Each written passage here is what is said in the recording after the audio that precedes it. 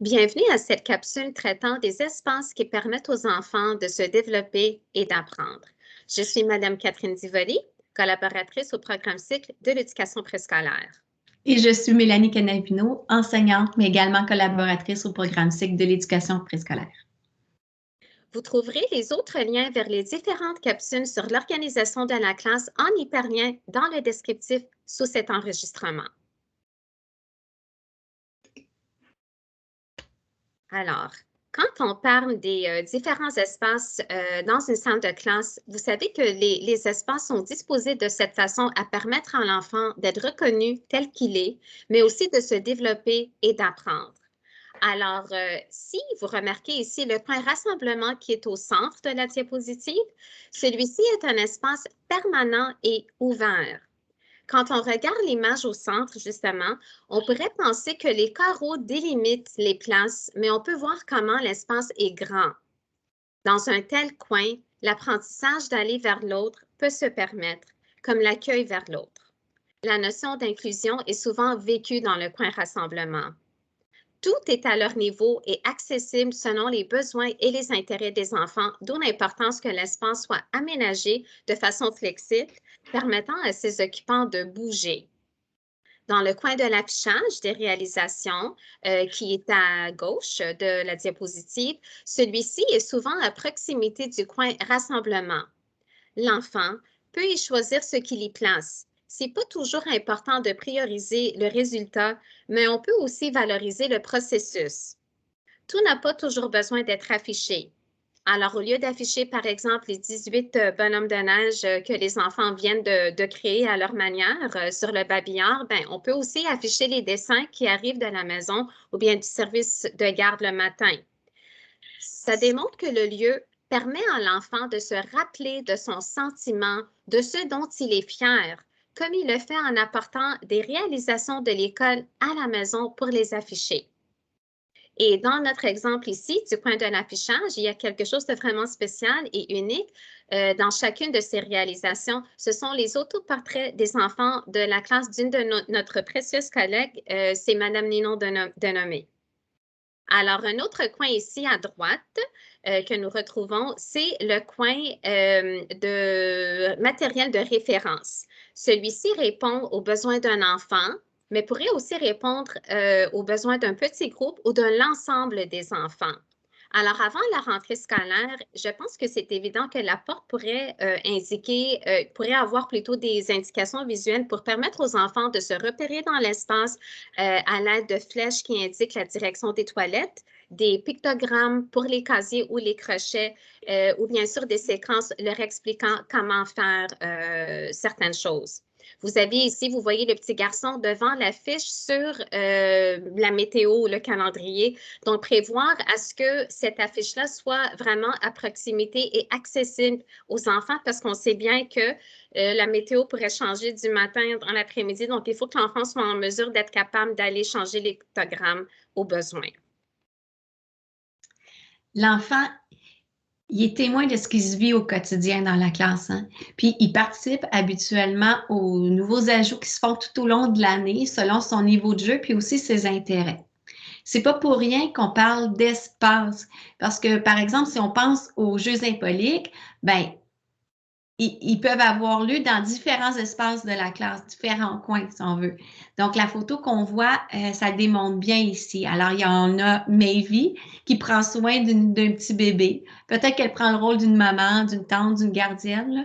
Je me souviens pas. Mais on voit, là, ou de la grande sœur, parce que je me souviens qu'elle était nouvellement grande sœur.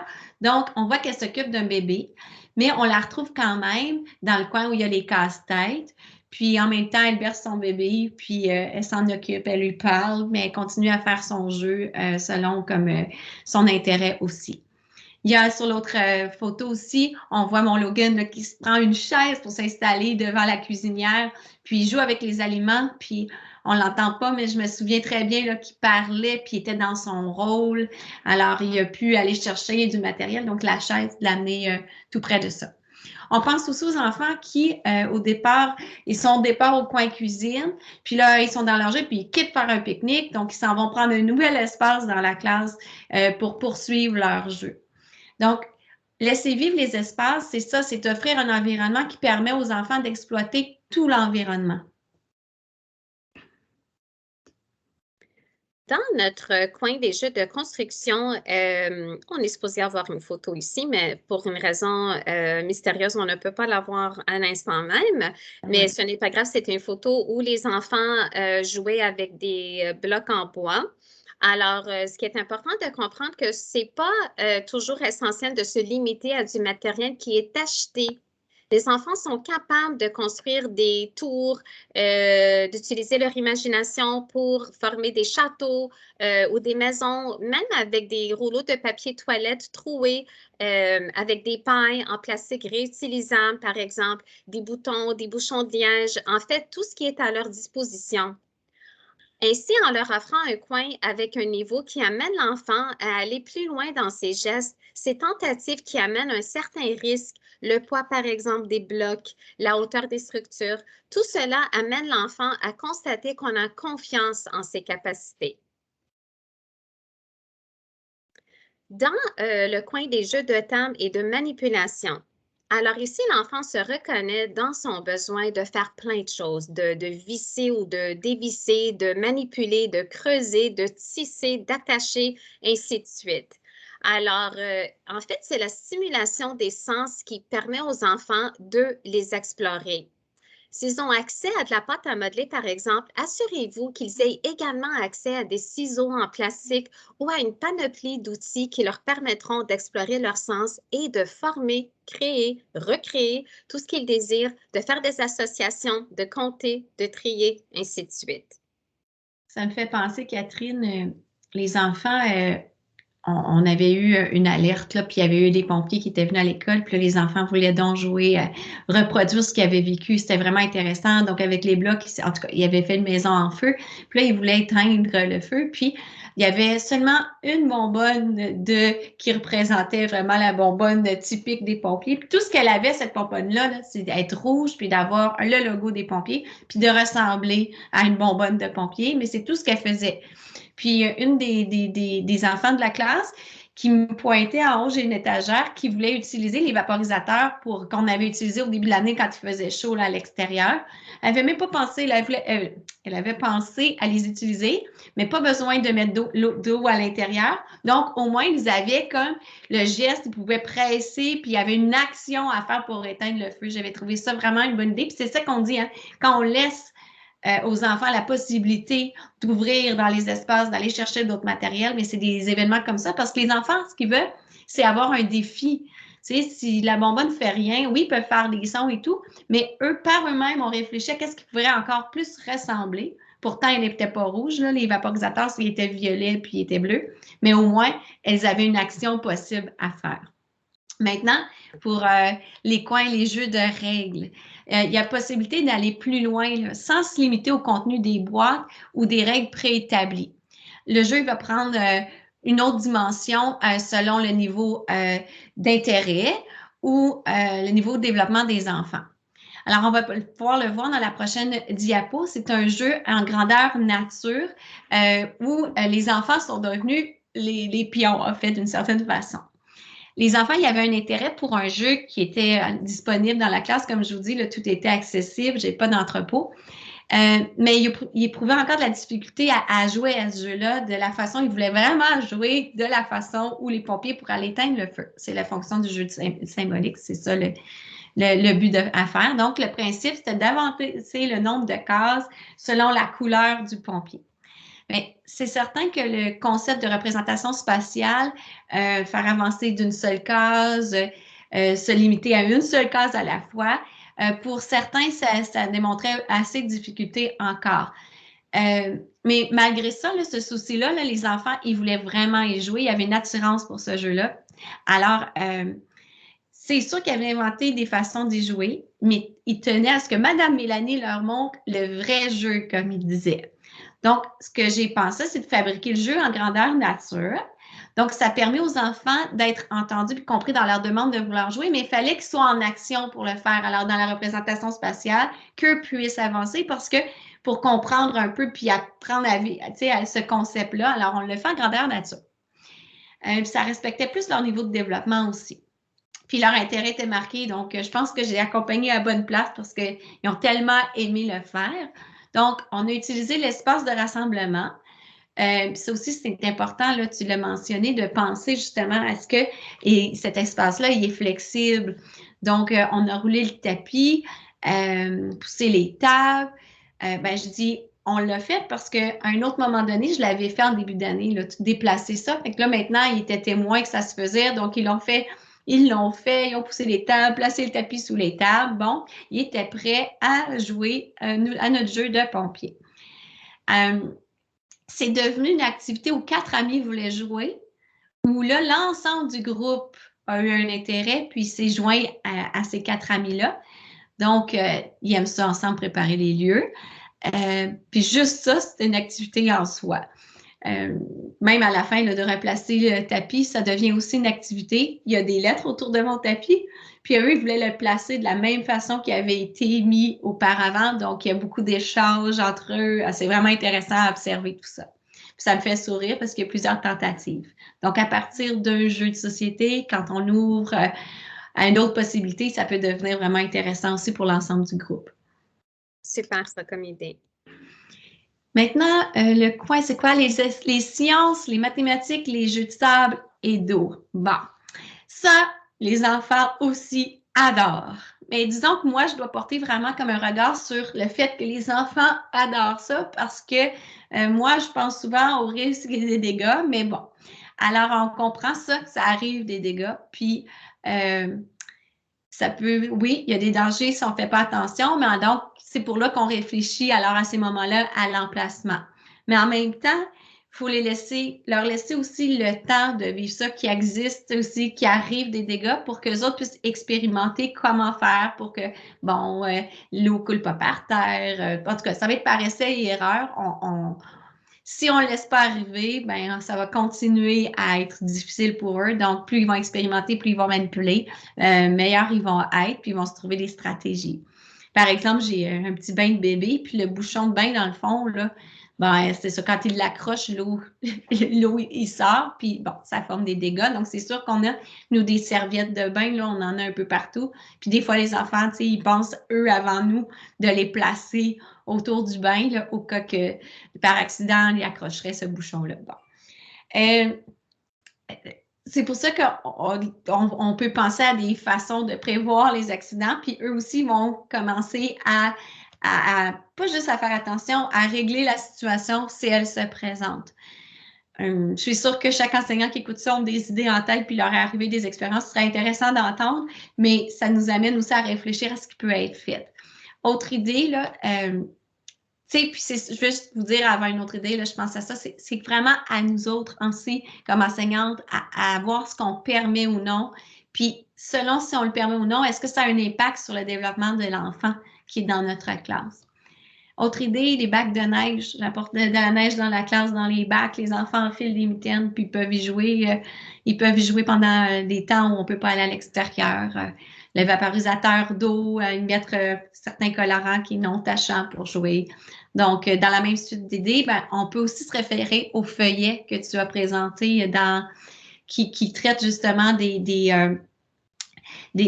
matériel qu'on peut retrouver dans chacun des coins. Et puis, c'est ce que j'ai à dire pour l'espace ici, des sciences, mathématiques et jeux. Très, très bonnes idées. Donc, là, on va regarder un peu le coin qu'on appelle de l'expression artistique. Moi, dans ma classe, on appelait ça la station création. Puis les enfants adoraient. Alors, en fait, c'était les idées des enfants. Qu'est-ce qu'on aurait pu retrouver dans un coin de l'expression artistique ou dans notre petit espace de notre station création. Alors, on avait des retailles dans un grand contenant. On avait ce qu'on appelait une boîte à trésors. Toutes les possibilités étaient vraiment illimitées.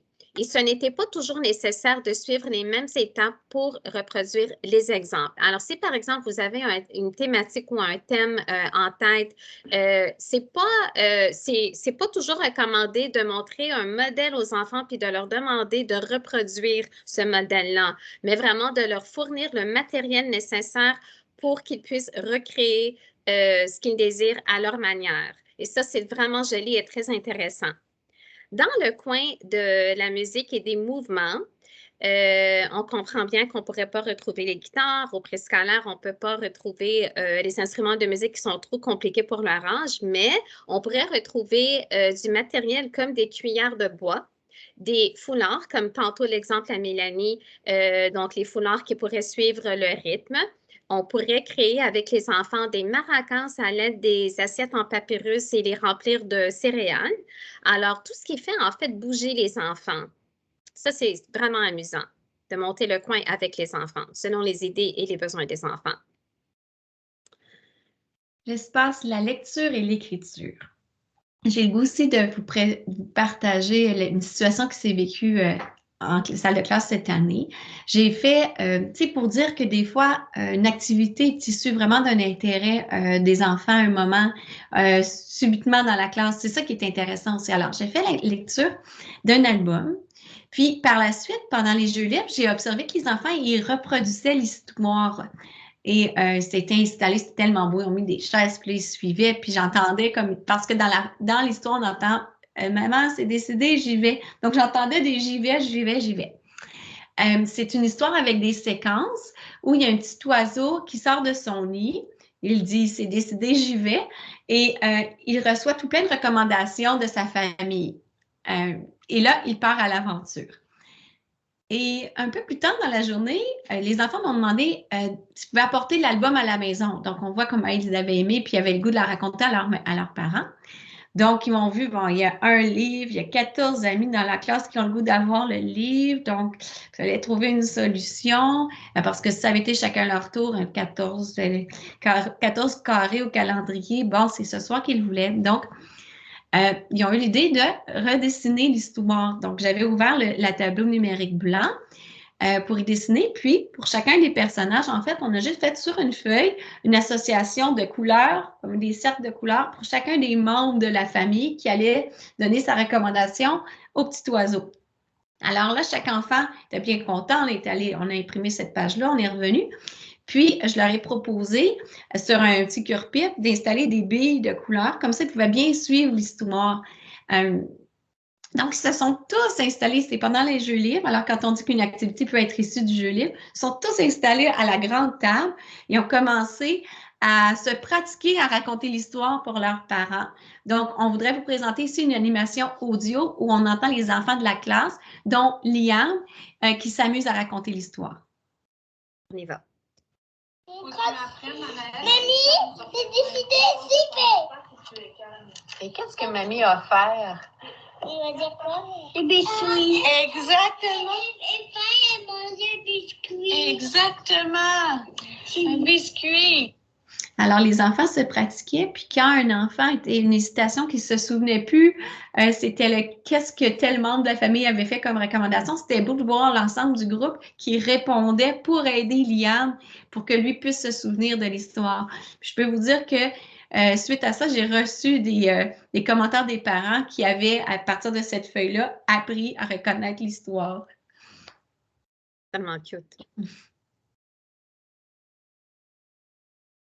Alors, les espaces maintenant, oui, les outils technologiques. Alors, un outil pour l'apprentissage, c'est sûr, hein, pour écouter des histoires, de la musique, pour prendre des photos. Ça permet aussi aux enfants de communiquer avec leur famille, si on veut, là, selon la plateforme qu'on utilise, là, qui est utilisée dans vos classes. Et moi, c'était Teams. Alors, j'avais fait une rencontre de visite parents virtuels où l'enfant est dans la classe, puis il appelle son parent. C'était tout prévu d'avance.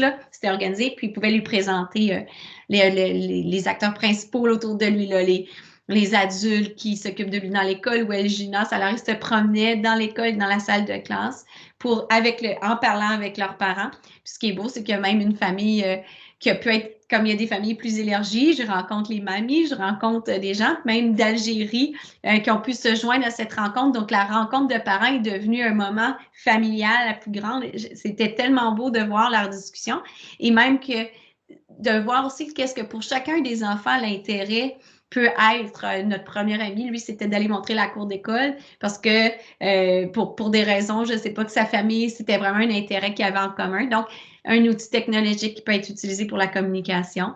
Le tableau numérique interactif est aussi un outil technologique important dans nos salles de classe. Il y a la robotique. Alors, je suis certaine que plusieurs ont plein d'idées aussi comment utiliser ces technologies-là.